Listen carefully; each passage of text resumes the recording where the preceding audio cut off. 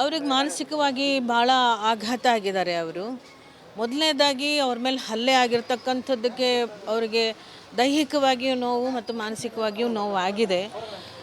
ಅದರ ಜೊತೆಯಲ್ಲಿ ಅವರ ಮನಸ್ಸಿನ ಮೇಲೆ ಇನ್ನೂ ದೊಡ್ಡ ಒಂದು ಆಘಾತ ಆಗಿರೋದೇನೆಂದರೆ ಯಾವುದೋ ಮಗು ಮೇಲೆ ದೌರ್ಜನ್ಯ ಮಾಡಿದ್ದಾರೆ ಅಂತಕ್ಕಂಥ ವಿಚಾರ. ನಾವು ಧೈರ್ಯ ತುಂಬಿ ಬಂದಿದ್ದೇವೆ.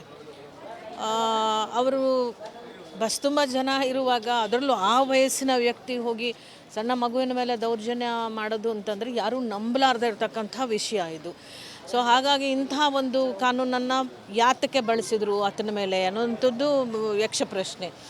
ಆ ಕಾನೂನನ್ನ ಬಳಸಿ ಆತನ ಮೇಲೆ ಬಹಳ ನಿಧಾನವಾಗಿ ಆ ಥರ ಒಂದು FIR ಹಾಕಿದ್ದಾರೆ ಅಂತಂದರೆ ಭಾಳ ದೊಡ್ಡ ಅನುಮಾನ ವ್ಯಕ್ತಪಡಿಸೋಕ್ಕೆ ಕಾರಣ ಆಗ್ತಾಯಿದೆ. ಅದರಿಂದ ನಾವು ಏನು ಕೇಳ್ತಾ ಇದ್ದೇವೆ ಅಂತ ಹೇಳಿದರೆ, ನಮ್ಮದೇ ಸರ್ಕಾರ ಇರ್ಬೋದು, ನಮ್ಮ ಸರ್ಕಾರದಲ್ಲೇ ಈ ಥರ ಒಂದು ಕಾನೂನನ್ನು ದುರುಪಯೋಗ ಮಾಡಿಕೊಂಡಿರ್ತಕ್ಕಂಥ ಯಾವುದೇ ಸರ್ಕಾರ ಇದ್ದರು ಕಾನೂನನ್ನ ದುರುಪಯೋಗ ಮಾಡಿಕೊಂಡು ಒಬ್ಬ ಕನ್ನಡದ ಪರವಾಗಿ ದನಿ ಎತ್ತಿದಂಥ ಒಬ್ಬ ನೌಕರ ಅಂದರೆ ಕರ್ನಾಟಕದ ಆಡಳಿತ ಭಾಷೆ ಕನ್ನಡ.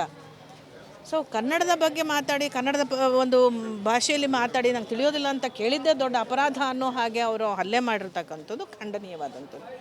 ಹಾಗಾಗಿ ಇದು ಬೆಳಗಾಂ ಜಿಲ್ಲೆಯಲ್ಲಿ ಪದೇ ಪದೇ ಹಿಂಗೆ ಕಾಲು ಕೆರ್ಕೊಂಡು ಬರ್ತಕ್ಕಂಥದ್ದು ಬಹಳ ವರ್ಷಗಳನ್ನು ನೋಡಿದ್ದೇವೆ. ಅದಕ್ಕೆ ತಕ್ಕ ಹಾಗೆ ಕನ್ನಡಿಗರು ಕೂಡ ಈ ಭಾಗದಲ್ಲಿ ಉತ್ತರವನ್ನೂ ಕೊಟ್ಟಿದ್ದಾರೆ. ಅನಾವಶ್ಯಕವಾಗಿ ರಾಜ್ಯ ಮತ್ತು ರಾಜ್ಯಗಳ ಮಧ್ಯೆ ಹೀಗೆ ತಿಕ್ಕಾಟಕ್ಕೆ ನಿಲ್ಲುವಂಥ ಪ್ರಸಂಗಗಳನ್ನು ಕ್ರಿಯೇಟ್ ಮಾಡ್ತಕ್ಕಂಥ ಕಿಡಿಗೇಡಿಗಳ ಬಗ್ಗೆ ನಾವುಗಳೆಲ್ಲರೂ ಕೂಡ ಎಚ್ಚರವಾಗಿರೋದೇ ಒಳ್ಳೆಯದು. ನೋಡಿ, ಪ್ರತಿಯೊಂದು ಹಂತದಲ್ಲೂ ಕೂಡ ಹೋರಾಟಗಳನ್ನು ಮಾಡ್ತಾನೆ ಅವರುಗಳಿಗೆ ಕಾನೂನು ರೀತಿಯ ಯಾವ್ಯಾವ ಹಂತದಲ್ಲಿ ಏನೆಲ್ಲ ಮಾಡಬೇಕು. ಈಗ DC ಅವರು ಕೂಡ ಇಲ್ಲಿ ಬಂದಾಗ ಕೆಲವು DCಗಳು ಭಾಳ ಕಟುವಾದ ನಿರ್ಧಾರಗಳನ್ನು ತಗೊಂಡು ಅವರಿಗೆ ಪಾಠವನ್ನು ಹೇಳ್ತಕ್ಕಂಥ ಕೆಲಸ ಮಾಡಿದ್ದಾರೆ. ಸೊ ಹಾಗಾಗಿ ಕಾಲಕ್ಕೆ ಅಗತ್ಯ ಬಿದ್ದಾಗೆಲ್ಲವೂ ಕೂಡ ಅವರ ಮೇಲೆ ಅವರಿಗೆ ಹೇಳೋದು, ಕೇಳೋದು ಮತ್ತು ದಂಡಿಸುವಂಥ ಕೆಲಸಗಳನ್ನು ಮಾಡಿಕೊಂಡೇ ಬಂದಿದ್ದಾರೆ. ಇನ್ನೂ ಹಾಗಾದರೂ ಕೂಡ ಅವರು ಅವರ ಪುಂಡಾಟಿಕೆಯನ್ನು ನಡೆಸ್ತಾರೆ ಅಂತ ಹೇಳಿದ್ರೆ ಕನ್ನಡಿಗರ ಮುಂದೆ, ಕರ್ನಾಟಕ ಸರ್ಕಾರದ ಮುಂದೆ ಇದೆಲ್ಲ ನಡೆಯಲ್ಲ. ನೋಡಿ, ಪೋಕ್ಸೋ ಆ್ಯಕ್ಟನ್ನು ಯಾಕೆ ಬಳಸಿದ್ರು ಅನ್ನೋ ಪ್ರಶ್ನೆನೇ ನನ್ನ ಮುಂದೆನೂ ಕೂಡ ಇರ್ತಕ್ಕಂಥದ್ದು. ಅದನ್ನು ನಮ್ಮ ಮಂತ್ರಿಗಳು ಏನಿದ್ದಾರೆ ಅದನ್ನು ಪರಿಶೀಲನೆ ಮಾಡಿ ಪೋಕ್ಸೋ ಆ್ಯಕ್ಟ್ಗಳ ದುರುಪಯೋಗ ಈ ರೀತಿ ಆಗ್ತಾ ಇದೆ ಅಂದರೆ ದುರುಪಯೋಗ ಮಾಡ್ಕೊಳ್ತಕ್ಕಂಥ ಅಧಿಕಾರಿಯ ಮೇಲೆ ಪರಿಶೀಲನೆ ಮಾಡಿ ಅವನು ಮಾಡಿದ್ದಾನೆ ಅಂತಾರೆ, ಅವನ ಮೇಲೆ ಕಠಿಣವಾದ ಕ್ರಮವನ್ನು ತಗೋಬೇಕು. ಒಬ್ಬೊಬ್ಬರು ಕೇಳಿಪ್ಪ, ಸಾಧ್ಯನಾ? ಅದೇ ನಮ್ಮ ಪ್ರಶ್ನೆ. ಯಕ್ಷ ಪ್ರಶ್ನೆ ಅಂತಂದರೆ ನೀವು ಕೇಳಿದ ಪ್ರಶ್ನೆನೇ ನಾನು ಕೇಳಿದ್ದು. ಬಸ್ ತುಂಬ 70-80 ಜನ ಇದ್ದಾಗ ಒಂದು ಮಗುವಿನ ಮೇಲೆ ಹೋಗ್ಬಿಟ್ಟು ಒಬ್ಬ ವ್ಯಕ್ತಿ ಮಾಡ್ತಾನೆ, ಬಸ್ನವ್ರು ಸುಮ್ಮನೆ ಬಿಡ್ತಾರಾ? ಇರ್ತಕ್ಕಂಥ ಜನ ಸಾರ್ವಜನಿಕರೇ ಅವ್ರನ್ನ ಹಿಗ್ಗಮುಗ್ಗ ಥಳಿಸಿರ್ತಾರೆ. ಪ್ರಶ್ನೆ ಅದಲ್ಲ. ಎಲ್ಲ ಸುಮ್ಮನೆ ಎದ್ದು ಬರೀ 4-5 ಜನ ಅವ್ರನ್ನ ಥಳಿಸ್ತಾರೆ ಅಂತ ಹೇಳಿದ್ರೆ ಅಲ್ಲಿ ಎದ್ದಿರೋದು ಭಾಷೆ ಪ್ರಶ್ನೆ, ಇದಲ್ಲ. ಇದು ನಾನು ಕೇಳಿದ್ರೆ ನನಗೂ ಕೂಡ ತುಂಬ ಆಶ್ಚರ್ಯ ಆಗುತ್ತೆ. ಈ ಥರದ್ದೆಲ್ಲನೂ ಬಳಸಿದ್ದಾರೆ ಅಂತ ಹೇಳಿದ್ರೆ ನಾನು ಮಾತ್ರ ಇಂಥದ್ದನ್ನು ನನಗನ್ನಿಸ್ತಾ ಇದೆ ವೈಯಕ್ತಿಕವಾಗಿ ಅನಿಸ್ತಾ ಇದೆ. That is different. ವೈಯಕ್ತಿಕವಾಗಿ ನನಗೆ ಅನಿಸಿ ನಾನು ಹೇಳೋದು ಓಕೆ, ಬಟ್ ಅಧಿಕೃತವಾಗಿ ಇಲಾಖೆಯವರು ಪರಿಶೀಲನೆ ಮಾಡಿ ಆತನ ಮೇಲೆ ಕ್ರಮ ತಗೊಳ್ತಕ್ಕಂಥ ಕೆಲಸ ಅಧಿಕಾರಿಗಳು ಆ ಇಲಾಖೆ ಹೇಳಬೇಕು. ಬೆಳಗಾವಿ ಅಥವಾ ಗಡಿ ಭಾಗದಲ್ಲಿ ಮರಾಠಿಗರ ಹಿತಾಸಕ್ತಿನ ಇಲ್ಲಿನ ರಾಜಕಾರಣಿಗಳಿರ್ಬೋದು ಅಥವಾ ಅಧಿಕಾರಿ ವರ್ಗ ಮಾಡ್ತಿದೆ, ಇಲ್ಲಿ ಕನ್ನಡಿಗರು ಬೇಕಾಗಿಲ್ಲ ಅನ್ನುವಂಥ ಮಾತನ್ನು ಕನ್ನಡ ಪ್ರವಾದರು. ನನಗೆ ಹಾಗೇನೂ ಅನಿಸೋದಿಲ್ಲ. ಯಾಕಂದರೆ ಮತದಾರರು ಅಂದರೆ ಯಾವುದೇ ಭಾಷೆಯ ಮತದಾರ ಇರಬಹುದು. ನಾವೆಲ್ಲರಿಗೂ ಅಧಿಕಾರವನ್ನು, ಒಂದು ನಿಮಿಷ, ಎಲೆಕ್ಷನ್ ಆದಮೇಲೆ ಎಲ್ಲರಿಗೂ ಸೌಲಭ್ಯಗಳನ್ನ ಕೊಡ್ತಕ್ಕಂಥದ್ದು, ಸಮಾನವಾಗಿ ನೋಡ್ಕೊಳ್ತಕ್ಕಂಥದ್ದು ನಮ್ಮ ಕರ್ತವ್ಯ ಆಗುತ್ತೆ, ಮಾಡ್ತಾರೆ. ಆದರೆ ಅದನ್ನು ದುರುಪಯೋಗ ಮಾಡಿಕೊಂಡು ನಮ್ಮನ್ನು ಅಂಜಿಸುವಂತಹ, ನಮ್ಮನ್ನು ಹತ್ತಿಕ್ಕುವಂತಹ ಕೆಲಸ ಮಾಡೋಕ್ಕೆ ಹೋದಾಗ ಯಾವುದೇ ರಾಜಕಾರಣಿಗಳು ಸಪೋರ್ಟ್ ಮಾಡ್ತಾರೆ ಅಂತಂದರೆ ನನಗೆ ನಂಬೋಕೆ ಸ್ವಲ್ಪ ಕಷ್ಟನೇ.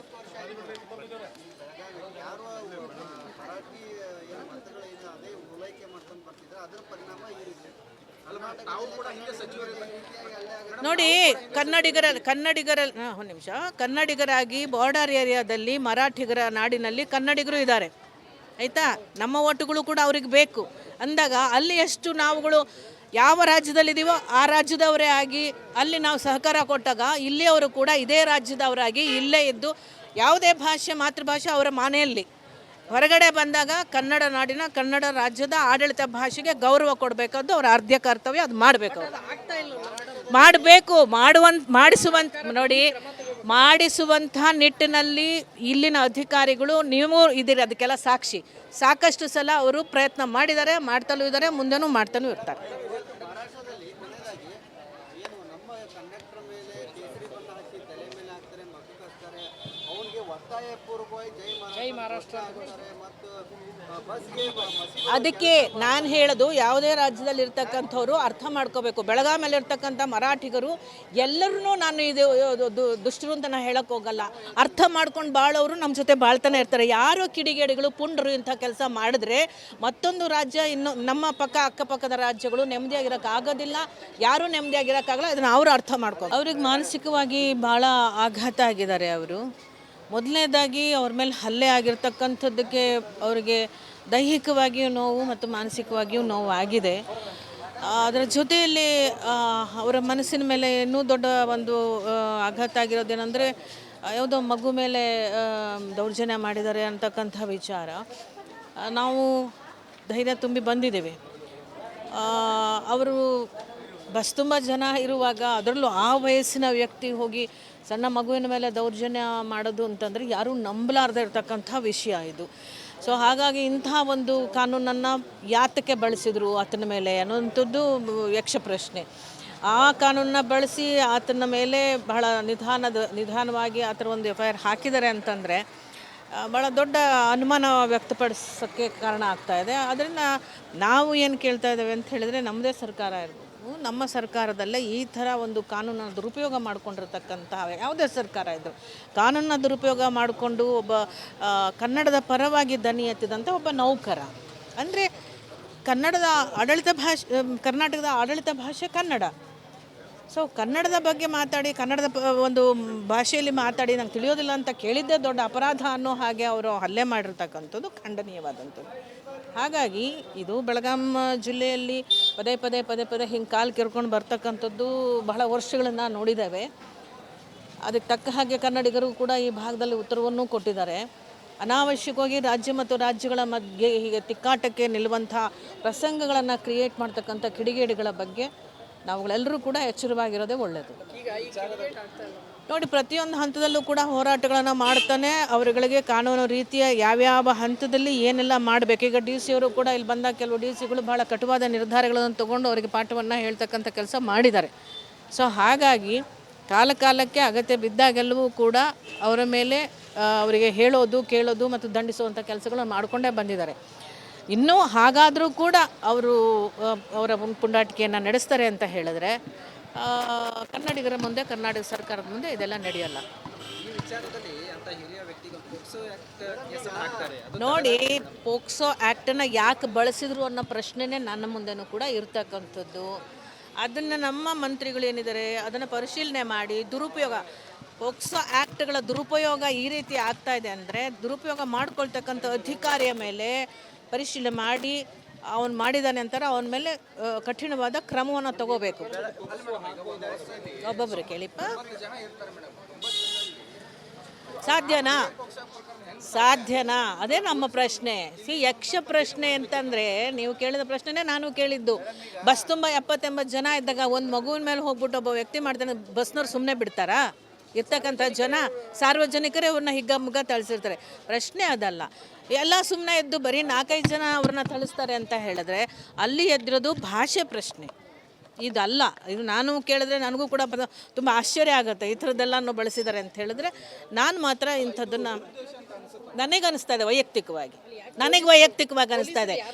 That is different. ವೈಯಕ್ತಿಕವಾಗಿ ನನಗೆ ಅನಿಸಿ ನಾನು ಹೇಳೋದು ಓಕೆ, ಬಟ್ ಅಧಿಕೃತವಾಗಿ ಇಲಾಖೆಯವರು ಪರಿಶೀಲನೆ ಮಾಡಿ ಆತನ ಮೇಲೆ ಕ್ರಮ ತಗೊಳ್ತಕ್ಕಂಥ ಕೆಲಸ ಅಧಿಕಾರಿಗಳು ಆ ಇಲಾಖೆ ಹೇಳಬೇಕು. ಮೇಡಮ್, ಬೆಳಗಾವಿ ಅಥವಾ ಗಡಿ ಭಾಗದಲ್ಲಿ ಮರಾಠಿಗರ ಹಿತಾಸಕ್ತಿನ ಇಲ್ಲಿನ ರಾಜಕಾರಣಿಗಳಿರ್ಬೋದು ಅಥವಾ ಅಧಿಕಾರಿ ವರ್ಗ ಮಾಡ್ತಿದೆ, ಇಲ್ಲಿ ಕನ್ನಡಿಗರು ಬೇಕಾಗಿಲ್ಲ ಅನ್ನುವಂಥ ಮಾತನ್ನು ಕನ್ನಡ ಪ್ರವಾದರು.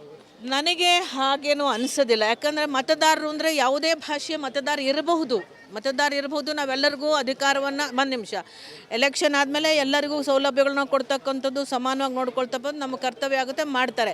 ಆದರೆ ಅದನ್ನು ದುರುಪಯೋಗ ಮಾಡಿಕೊಂಡು ನಮ್ಮನ್ನು ಅಂಜಿಸುವಂತಹ, ನಮ್ಮನ್ನು ಹತ್ತಿಕ್ಕುವಂತಹ ಕೆಲಸ ಮಾಡೋಕ್ಕೆ ಹೋದಾಗ ಯಾವುದೇ ರಾಜಕಾರಣಿಗಳು ಸಪೋರ್ಟ್ ಮಾಡ್ತಾರೆ ಅಂತಂದರೆ ನನಗೆ ನಂಬೋಕೆ ಸ್ವಲ್ಪ ಕಷ್ಟನೇ.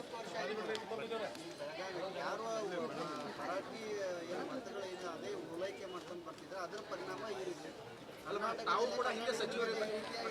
ನೋಡಿ, ಒಂದು ನಿಮಿಷ, ಕನ್ನಡಿಗರಾಗಿ ಬಾರ್ಡರ್ ಏರಿಯಾದಲ್ಲಿ ಮರಾಠಿಗರ ನಾಡಿನಲ್ಲಿ ಕನ್ನಡಿಗರು ಇದ್ದಾರೆ ಆಯಿತಾ. ನಮ್ಮ ಓಟುಗಳು ಕೂಡ ಅವ್ರಿಗೆ ಬೇಕು ಅಂದಾಗ ಅಲ್ಲಿ ಎಷ್ಟು ನಾವುಗಳು ಯಾವ ರಾಜ್ಯದಲ್ಲಿದ್ದೀವೋ ಆ ರಾಜ್ಯದವರೇ ಆಗಿ ಅಲ್ಲಿ ನಾವು ಸಹಕಾರ ಕೊಟ್ಟಾಗ ಇಲ್ಲಿಯವರು ಕೂಡ ಇದೇ ರಾಜ್ಯದವರಾಗಿ ಇಲ್ಲೇ ಇದ್ದು ಯಾವುದೇ ಭಾಷೆ ಮಾತೃಭಾಷೆ ಅವರ ಮನೆಯಲ್ಲಿ, ಹೊರಗಡೆ ಬಂದಾಗ ಕನ್ನಡ ನಾಡಿನ ಕನ್ನಡ ರಾಜ್ಯದ ಆಡಳಿತ ಭಾಷೆಗೆ ಗೌರವ ಕೊಡಬೇಕಾದ್ದು ಅವರ ಆದ್ಯ ಕರ್ತವ್ಯ. ಅದು ಮಾಡಬೇಕು, ಮಾಡಿಸುವಂಥ ನಿಟ್ಟಿನಲ್ಲಿ ಇಲ್ಲಿನ ಅಧಿಕಾರಿಗಳು ನೀವು ಇದ್ದೀರಿ, ಅದಕ್ಕೆಲ್ಲ ಸಾಕ್ಷಿ. ಸಾಕಷ್ಟು ಸಲ ಅವರು ಪ್ರಯತ್ನ ಮಾಡಿದ್ದಾರೆ, ಮಾಡ್ತಲೂ ಇದ್ದಾರೆ, ಮುಂದೆನೂ ಮಾಡ್ತಾನೂ ಇರ್ತಾರೆ. ಮಹಾರಾಷ್ಟ್ರದಲ್ಲಿ ಕೊನೆಯದಾಗಿ ಏನು ನಮ್ಮ ಕಂಡಕ್ಟರ್ ಮೇಲೆ ಕೇಸರಿ ಬಣ್ಣ ಹಚ್ಚಿ ತಲೆ ಮೇಲೆ ಹಾಕ್ತಾರೆ, ಮಕ್ಕಳು ಹಚ್ತಾರೆ, ಅವನಿಗೆ ಒತ್ತಾಯ ಪೂರ್ವಕವಾಗಿ ಜೈ ಮಹಾರಾಷ್ಟ್ರ ಹಾಕ್ತಾರೆ ಮತ್ತು ಬಸ್ಗೆ ಅದಕ್ಕೆ ನಾನು ಹೇಳೋದು, ಯಾವುದೇ ರಾಜ್ಯದಲ್ಲಿ ಇರ್ತಕ್ಕಂಥವ್ರು ಅರ್ಥ ಮಾಡ್ಕೋಬೇಕು. ಬೆಳಗಾವಿಯಲ್ಲಿ ಇರ್ತಕ್ಕಂಥ ಮರಾಠಿಗರು ಎಲ್ಲರೂ ನಾನು ಇದು ದುಷ್ಟರು ಅಂತ ನಾನು ಹೇಳೋಕ್ಕೆ ಹೋಗಲ್ಲ.